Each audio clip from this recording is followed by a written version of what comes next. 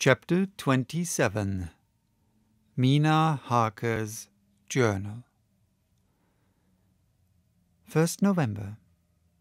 All day long we have travelled, and at a good speed.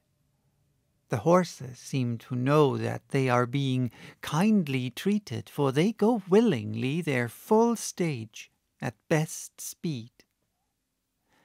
We have now had so many changes, and find the same thing so constantly that we are encouraged to think that the journey will be an easy one. Dr. Van Helsing is laconic. He tells the farmers that he is hurrying to Bistritz and pays them well to make the exchange of horses. We got hot soup, or coffee, or tea, and off we go. It is a lovely country, full of beauties of all imaginable kinds, and the people are brave and strong and simple, and seem full of nice qualities. They are very, very superstitious. In the first house where we stopped, when the woman who served us saw the scar on my forehead, she crossed herself and put out 2 fingers towards me to keep off the evil eye. I believe they went to the trouble of putting an extra amount of garlic into our food, and I can't abide garlic. Ever since then, I have taken care not to take off my hat or veil, and so have escaped their suspicion. We are travelling fast, and as we have no driver with us to carry tales, we go ahead of scandal, but I dare say that fear of the evil eye will follow hard behind us all the way. The professor seems tireless. All day he would not take any rest, though he made me sleep for a long spell. At sunset time he hypnotized me, and he says that I answered, as usual, darkness, lapping water, and creaking wood. So our enemy is still on the river. I am afraid to think of Jonathan, but somehow I have now no fear for him or for myself. I write this whilst we wait in a farmhouse for the horses to be got ready. Dr. Van Helsing is sleeping. Poor dear, he looks very tired and old and grey. But his mouth is set as firmly as a conqueror's. Even in his sleep he is instinct with resolution. When we have well started, I must make him rest whilst I drive. I shall tell him that we have days before us, and we must not break down when most of all his strength will be needed. All is ready.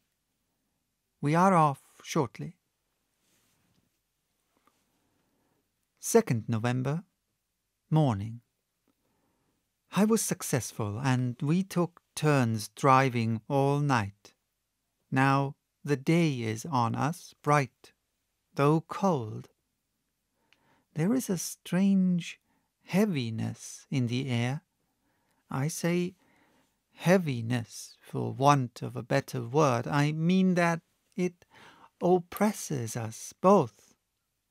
It is very cold, and only our warm furs keep us comfortable.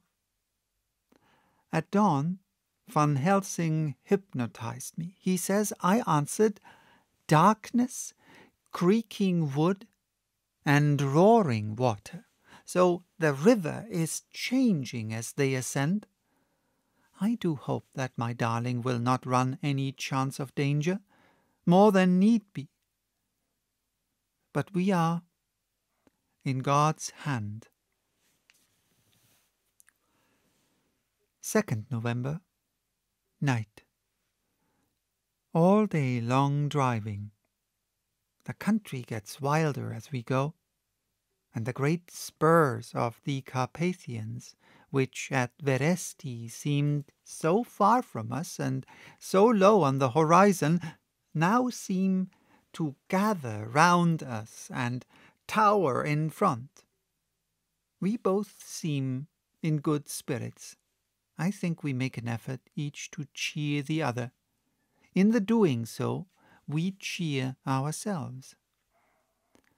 Dr. Van Helsing says that by morning we shall reach the Borgo Pass. The houses are very few here now, and the professor says that the last horse we got will have to go on with us, as we may not be able to change.